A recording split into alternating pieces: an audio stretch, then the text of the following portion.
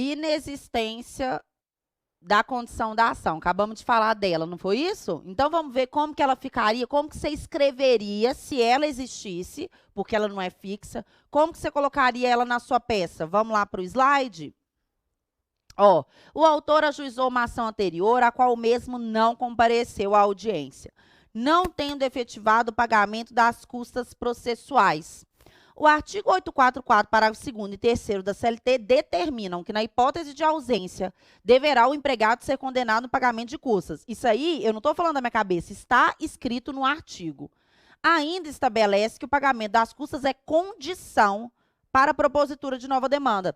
Dessa forma, não tendo o autor efetuado o pagamento das custas, deverá o processo ser extinto sem resolução do mérito, diante da inexistência de condição específica da ação, conforme artigos 337, 12, né? E artigo 485, 4, ambos do CPC.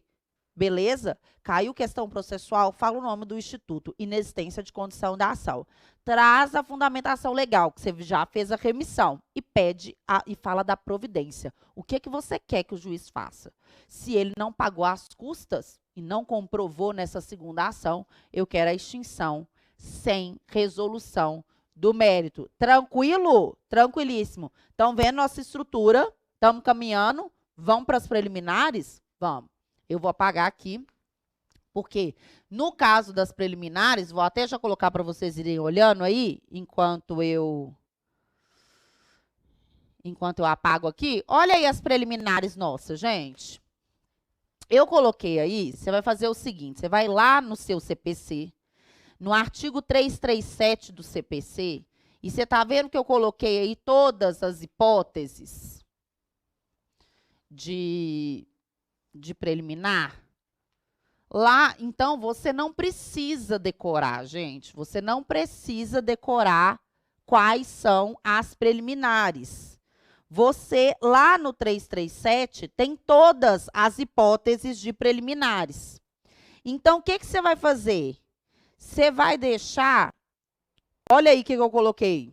Eu já deixei no slide para vocês. Pode colocar aí, Denis, esse outro. Eu já deixei no slide para vocês os artigos das preliminares, que são as que importam para a gente. Então, lá no artigo 337, primeira coisa que você vai fazer é no caput do 337 do CPC, você vai colocar a remissão, mais artigo 485 do CPC. O 337 do CPC, ele tem que andar junto com o 485.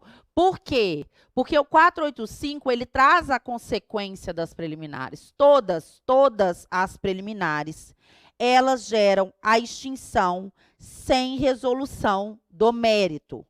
E isso está falando no 485. Então, quer dizer que tudo que você falar que está no 337 vai gerar extinção sem resolução do mérito. Aí eu quero que vocês peguem cada uma dessas preliminares que eu coloquei no slide para vocês e façam essas remissões.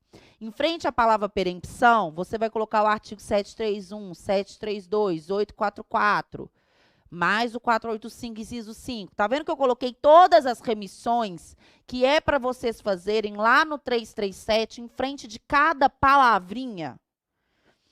Essa sétima preliminar que eu coloquei aí, de liquidação dos pedidos, ela não existe no 337. Mas eu quero que você faça, olha aqui comigo.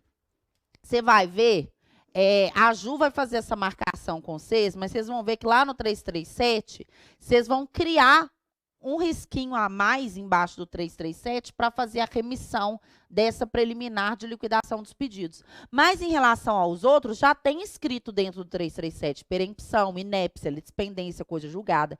Em frente de cada nomezinho desse, você vai fazer a remissão de lápis para mim, do que eu coloquei aí no slide para vocês. Quer dizer que quando você falar de coisa julgada, você vai usar todos esses artigos que eu coloquei. Quando você falar de litispendência, você vai colocar todos os artigos que eu coloquei. Então, é fácil, sabe por quê? Porque você só vai utilizar o 337. Se você identificou preliminar, não é ficar zanzando na CLT, estão todas, já fizemos a remissão, já vai estar tudo bonitinho dentro do 337 da CLT, tá ok? E aí, nós vamos falar aqui das preliminares. Eu vou fazer um quadrinho aqui das preliminares para vocês terem uma visão geral. Então, vamos pôr aqui perempção. Vou pôr litispendência. Coisa julgada.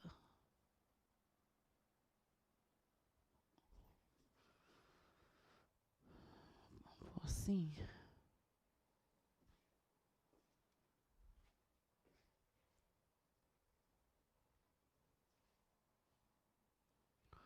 Ó, então vamos lá. Vamos ver as nossas preliminares, gente. Preliminar, você só tem que entender quando ela acontece. Porque se você captou que ela aconteceu no seu exercício, você abre no 337, explica com as suas palavras, coloca a fundamentação legal e o nome do instituto, porque é isso que vale ponto, tá? Então, vamos lá. A perempção, gente. Os fundamentos legais já estão aí no slide de vocês. Que quando eu quero explicar, eu quero que vocês entendam quando que acontece cada uma. Quando vai acontecer a perempção? São duas situações.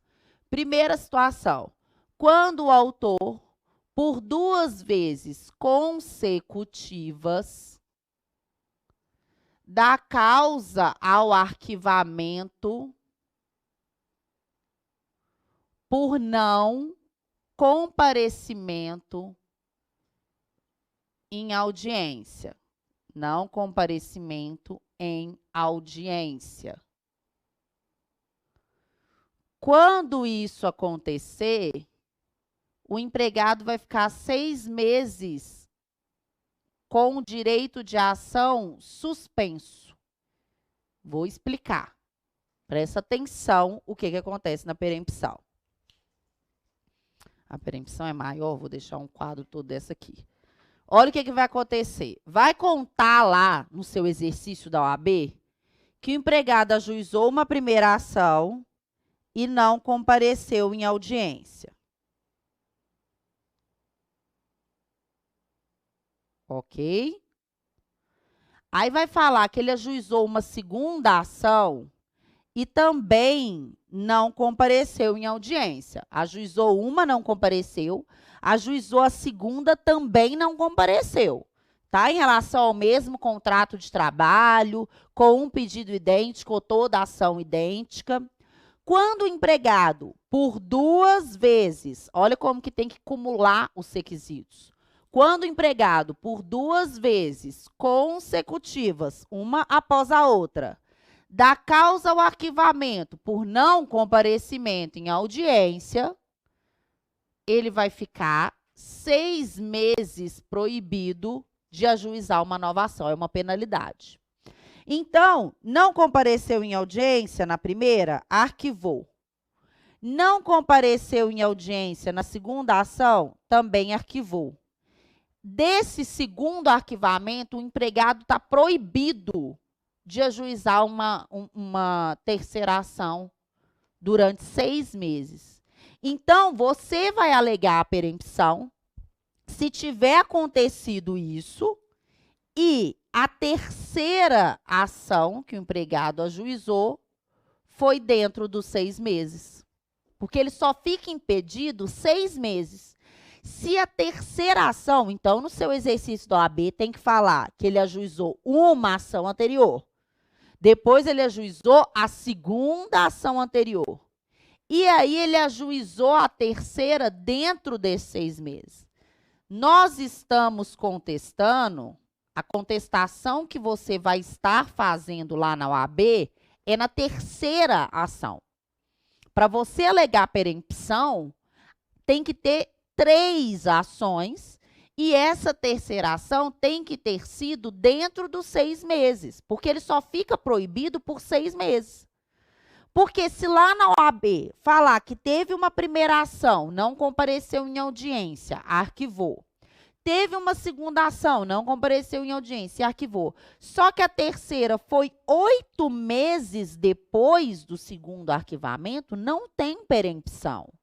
Porque a perempção, ele só fica proibido, a perempção só ocorre se a terceira ação tiver sido ajuizada dentro dos 6 meses.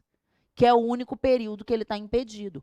Porque se a terceira ação foi ajuizada depois dos 6 meses, não há perempção. Não ocorre o instituto da perempção. Então, perempção já caiu em questão aberta, porque você tem que saber os requisitos. Não tem que decorar, porque está escrito nos artigos. Lê o artigo, grifa esses requisitos importantes que eu acabei de falar com vocês. Então, olha para o artigo e grifa o que você entendeu, porque está lá. Você tem que entender que para ocorrer a perempção tem vários requisitos. Tem que ser 2 vezes, 2 ações consecutivas, e ele tem que ter dado causa ao arquivamento por não comparecimento em audiência. Porque se a causa do arquivamento for desistência da ação, nós não aprendemos que a ação ela pode ser arquivada por não comparecimento em audiência ou por desistência da ação. Se a causa do arquivamento foi desistência da ação, não há perempção. Não importa quantas ações. Para ter perempção, são 2 ações ajuizadas consecutivas e que o arquivamento foi por não comparecimento em audiência. E mais, a terceira ação tem que ter sido, que é a que nós estamos contestando, tem que ter sido ajuizada dentro dos 6 meses. Se aconteceu isso tudo e a terceira ação foi dentro dos 6 meses, na sua contestação, lá na prova da OAB, você vai alegar a perempção. E qual que é a consequência da perempção? Extinção sem resolução do mérito. Todas as preliminares geram a extinção sem resolução do mérito. Todas as vezes que em peça ou em questão aberta estiver perguntando sobre algum instituto processual, sobre alguma tese processual, você tem que falar o nome do instituto, você tem que trazer os artigos que falam sobre ele e você tem que trazer a consequência jurídica. A consequência jurídica da perempção e de todas as preliminares, todas, é a extinção sem resolução do mérito. Por isso que no artigo 337 você coloca mais artigo 485 da CLT. Tá ok, gente? Estão entendendo? A perempção ela tem 2 hipóteses de ocorrer. Essa é a primeira opção, que ocorre a perempção. E a segunda hipótese de perempção, que também está nos artigos que eu pedi para vocês fazerem a remissão. Quero que vocês leiam todos eles. A segunda hipótese de perempção é quando o autor ele faz uma reclamação verbal. Ele faz uma reclamação verbal e ele não comparece no prazo de 5 dias para reduzir essa reclamação verbal a termo. Presta atenção, gente. Aqui não tem nada. A segunda hipótese, são 2 hipóteses diferentes. A perempção se opera nessas 2 situações. Nessa segunda situação, é o seguinte. Vocês não sabem que na Justiça do Trabalho, o empregado, o autor, ele pode demandar sem constituir advogado? Então, ele não pode ir. Ele não pode exercer o ius postulante, aí ele vai chegar lá na Justiça do Trabalho, vai falar, olha, minha empresa não me paga hora extra, não me paga férias, não está me pagando salário, vai reclamar lá, não é? Por isso que a gente tem um nome antigo, que agora a gente chama de ação trabalhista, mas o nome antes era reclamação por causa disso. E lá o empregado ia falar que, ó, tá tudo errado na minha empresa, e ele ia sem advogado. Ele pode fazer essa reclamação verbal, não pode? Pode. Só que ele tem que voltar no prazo, tem um prazo de 5 dias para reduzir a termo essa reclamação. Inclusive, já caiu em questão aberta quais as hipóteses de perempção. Está no artigo, não tem que decorar, é só você saber onde que está e ter entendido. Essa segunda hipótese de perempção é a seguinte: ele fez a reclamação verbal, não compareceu no prazo de 5 dias para reduzir a termo. O que acontece? Então, aqui nessa segunda situação, Denis, se eu escrever aqui, dá para eles verem? Nessa segunda situação aqui, gente, eu tenho uma primeira ação, tá? Eu tenho uma primeira ação em que o empregado fez uma reclamação verbal e aí o exercício me fala que o coleguinha não compareceu no prazo de 5 dias. Ele não compareceu depois da reclamação verbal no prazo de 5 dias para reduzir a termo. Quando ele não comparece no prazo de 5 dias, ele fica 6 meses proibido de ajuizar uma nova ação. E aí, se ele ajuizou uma segunda ação dentro desses 6 meses, e é essa segunda ação que nós estamos contestando, você, nessa segunda ação que você está contestando, você vai alegar a perempção. Agora, se ele fez a reclamação verbal, não compareceu no prazo de 5 dias, mas ajuizou a segunda ação em 8 meses, tem perempção, gente? Não, porque são requisitos cumulativos. Tá vendo que nessa segunda hipótese de perempção, nós estamos contestando a segunda ação? Porque na primeira hipótese, a gente está contestando a terceira. Porque nessa primeira hipótese, tem que ter tido 2 vezes consecutivas arquivamento por não comparecimento. Tá claro as 2 hipóteses de perempção? Tá claro que é só dentro dos 6 meses? Se for depois dos 6 meses, não tem perempção? Tá bom? Tranquilo a perempção? Ok. Qual que é a consequência dessa perempção? Extinção sem resolução do mérito. Todas as preliminares causam essa consequência. Vamos para a litispendência. Como que acontece a litispendência? Eu tenho a informação de que teve uma primeira ação ajuizada, por exemplo, em que o empregado pediu hora extra e adicional noturno, veio essa informação lá no seu exercício, e tem uma segunda ação, que é essa que nós estamos contestando. Então, a OAB traz a informação que houve uma ação ajuizada anteriormente, porque a gente está contestando é a segunda. Houve uma ação ajuizada anteriormente em que o cara pediu hora extra e adicional noturno. E nessa segunda ação que ele está ajuizando, ele pediu hora extra e adicional de transferência. Só que essa ação aqui, ó, ela está em curso. E é do mesmo contrato de trabalho, porque litispendência pressupõe pedido idêntico. Porque se não tem pedido idêntico, não tem litispendência. O próprio nome já diz, lide pendente. Eu tenho uma ação em curso com um pedido idêntico à outra ação que também está em curso. Olha para vocês verem. Vem um empregado, ajuiza uma ação e fala assim, olha, eu quero hora extra e adicional noturno que a minha empresa não me paga. Aí ele fala assim, a ação está em curso. Ele fala, não gostei muito desse juiz, dessa ação, não. Eu vou ajuizar outra para ver se eu caio num juiz melhor? Aí ele ajuiza outra, pedindo hora extra, do mesmo contrato de trabalho, pedido idêntico. E adicional de transferência, pedido diferente. Em relação a esses pedidos idênticos, que é hora extra no nosso exemplo, não pode. Pensa bem, eu tenho 2 pedidos de horas extras idênticos do mesmo contrato de trabalho, porque litispendência pressupõe pedido idêntico. E aí corre o risco de, no final, um juiz julgar procedente, o outro juiz julgar improcedente. Não vai dar confusão, gente? Então, como a gente está contestando essa segunda ação, a gente vai pedir a extinção desse pedido idêntico sem resolução do mérito, porque toda preliminar gera extinção. Qual é a consequência jurídica? Extinção sem resolução do mérito. Então, eu não posso ter 2 ações em curso com pedido idêntico. Litispendência pressupõe que a ação anterior esteja em curso. Eu não posso ter 2 ou 3 ou 4, eu não posso ter pedidos idênticos em curso, ok?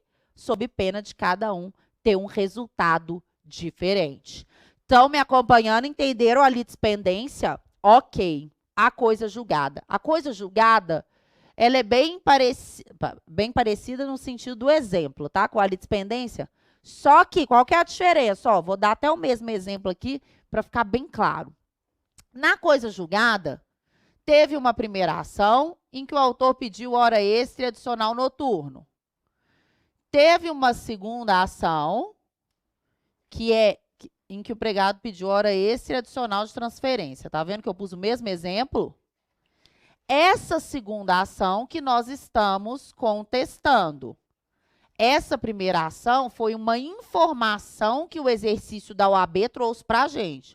O exercício da OAB falou, olha, foi ajuizada uma ação anterior E nós estamos contestando essa segunda ação. Só que vai trazer a informação de que essa primeira ação transitou em julgado ou vai falar que teve acordo homologado, que é a mesma coisa que trânsito em julgado. Então, essa primeira ação, ela não está em curso, porque se ela estivesse em curso, geraria a litispendência. A primeira ação aqui transitou em julgado, ou teve acordo homologado. Isa, o que é trânsito em julgado? Trânsito em julgado, gente, é quando não cabe mais recurso naquela ação, ou mesmo que caiba, ninguém recorreu, passou o prazo. Gente, se não cabe mais recurso, a ação vai andar? Se não cabe mais recurso, não tem mais recurso para interpor, tem como ela estar em curso? Ela vai transitar em julgado, ela vai acabar. Ah, não, Isa, mas tem recurso para ser interposto, mas dentro do prazo legal, ninguém interpôs recurso. Então, não quer dizer que aquelas partes não querem mais dar andamento àquele processo? Se não tem mais andamento, se não está mais em curso, transitou em julgado.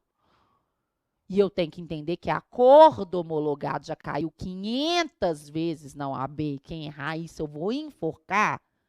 Acordo homologado tem força de sentença irrecorrível. Então, é trânsito em julgado. Então, presta atenção. Se na primeira ação você pediu hora extra adicional noturno, chegou na audiência, você fez acordo, quer dizer que transitou em julgado. Então, você não pode ajuizar uma segunda ação com pedido idêntico, porque o juiz já definiu aquilo ali, transitou em julgado, teve acordo, você já resolveu, não tem como. Sabe o que acontece? Ó, eu ajuizo uma ação pedindo hora extra, fiz um acordo, recebi 5 mil no acordo, tá? E pedi hora extra adicional noturna. Esse exemplo aqui, fiz acordo. Aí vou e falo assim, ah, não, 5 mil, podia ter ganhado mais, né? Vou ajuizar outra ação. Uai, acordo tem força de sentença irrecorrível, gente. Acabou, você fez o acordo. Não tem como ajuizar outra ação agora pedindo hora extra de novo, falar assim, ah, não, eu quero mais, tá muito pouco. Em relação a essa segunda ação, na sua contestação, porque nós estamos contestando a segunda, nós vamos pedir a extinção sem resolução do mérito do pedido idêntico. Tá claro para vocês que é só os pedidos idênticos que vão ser extintos? Em relação aos pedidos diferentes, o processo continua, ok? Ah, Isa, mas se a ação é toda idêntica, aí vai extinguir tudo. Todo pedido idêntico vai ser extinto. Mas como que eu defino se é litispendência ou coisa julgada? Não tem como errar isso. Porque na litispendência a primeira ação está em curso. Na coisa julgada, transitou em julgado ou teve acordo homologado, que é a mesma coisa que trânsito em julgado. Tá ok? Entenderam? E aí, o que é importante? O que vai valer ponto para a FGV? Você trazer o nome do instituto, trazer as fundamentações legais e falar qual que é a providência. Qual que é a providência? Qual é a consequência jurídica de qualquer preliminar? Extinção sem resolução do mérito. Tá ok isso aqui, gente? Tá, não tá? E, gente, todos os silogismos, né, que é como você escreve na peça, tá aí no seu material de apoio, tá bom? Eu não vou ficar lendo aqui todas, eu acho que eu nem pus no slide. Não pus, não. Porque bobeira, né? A gente ficar lendo tudo. Tá bom? Podemos continuar nas preliminares aqui, vendo quais que são. Vamos lá, vou colocar aqui agora a inépcia e a incompetência absoluta. Nesses dois quadrinhos que faltam aqui pra gente. Inépcia e incompetência absoluta. Inépcia e incompetência absoluta. Gente, a inépcia, ela está lá no artigo 330, parágrafo 1º do CPC, ok? Nós temos alguns tipos de inépcia. A inépcia por falta, tá tudo no artigo, não tem que decorar, não. Por falta de pedido, por falta de causa de pedir,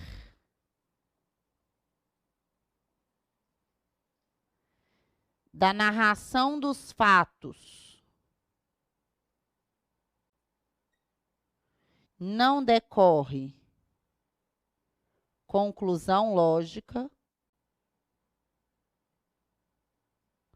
da narração dos fatos não decorre conclusão lógica, inépcia de pedido genérico. Beleza? São esses tipos de inépcia. O que acontece? Gente, inépcia, a única inépcia que já caiu na OAB são essas aqui, ó, por falta de pedido e causa de pedir, ok? Que já caíram. As outras duas não. Mas a gente vai entender, porque se cair, sem drama, vai ser facinho de vocês identificarem. Não é muito fácil vir inépcia na nossa prova da OAB, pelo seguinte motivo. A gente tem, na prova da OAB, um relato sobre os fatos. Quando a gente faz a contestação na OAB, não vem uma inicial propriamente dita, porque contestação não é rebater a ação trabalhista, gente. Quando a gente faz a contestação na OAB, não vem a ação trabalhista em si, vem tipo um relato sobre a ação trabalhista. Vem falando o que foi pedido. E a inépcia eu identifico na vida real quando eu tenho a ação trabalhista em si na minha mão, ok? Que aí fica fácil. Mas tem como a OAB trazer informações que leve a gente a perceber que existe a inépcia. Então, vamos entender? Presta atenção. As duas aqui mais comuns, que é a por falta de pedido e causa de pedir. A gente tem que entender, contestação eu não estou colocando defeito na inicial, não estou? Então, deixa eu só colocar aqui, depois eu coloco a incompetência. Então, vamos supor que tem aqui a inicial, a ação trabalhista do empregado, do autor. Lembra quando a gente aprendeu a ação trabalhista, que o organograma é endereçamento, qualificação, papapá, mérito e conclusão? Lembra disso? A inicial, a estrutura dela, não tem mérito e conclusão? No mérito, lembra que a gente abre o título para cada direito do autor? Se ele tem direito à hora extra, eu vou abrir um tópico no mérito de hora extra. Aí eu vou falar a fundamentação legal, o caso concreto e vou pedir a procedência. Se ele tem direito à indenização, eu vou abrir um tópico de indenização. É o mérito da nossa ação trabalhista, vem todos os fundamentos. Esse mérito é chamado de causa de pedir. E a conclusão, ela é chamada de pedido. Porque você lembra na conclusão que eu falo com vocês que a gente tem que elencar todos os pedidos lá na ação trabalhista e colocar apurados? 23 horas extras, apurado. Adicional de transferência, apurado. Lembra? Então, esse pedido elencadinho na conclusão, ele é chamado de pedido em si. Mas o que você fez lá no mérito é chamado de causa de pedir. Então, é muito simples. Se o empregado, ele narrou a situação, que ele trabalhava à noite, então que ele tem direito ao adicional noturno e tudo, no mérito dele. Mas na hora, na conclusão final, nos pedidos, que ele tem que repetir o direito ao adicional noturno, ele não repete. Se ele não coloca na conclusão, é inépcia por falta de pedido, porque a conclusão chama pedido. E se ele coloca no pedido, mas esqueceu de lá no mérito fundamentar, falar, explicar a situação, é inépcia por falta de causa de pedir.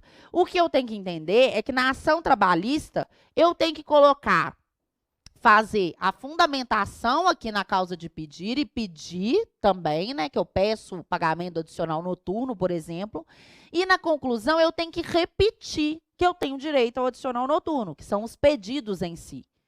Tá? É só você olhar a nossa estrutura da nossa ação trabalhista que fica claro para você. O mérito é chamado de causa de pedir e o pedido, a repetição só elencando é chamado de pedido. Se ficar faltando, então tem que ter nos dois lugares. Faltando de um ou de outro lado, vai gerar inépcia por falta de pedido ou por falta de causa de pedir. Tá tranquilo? Eu volto no próximo bloco falando mais de inépcia.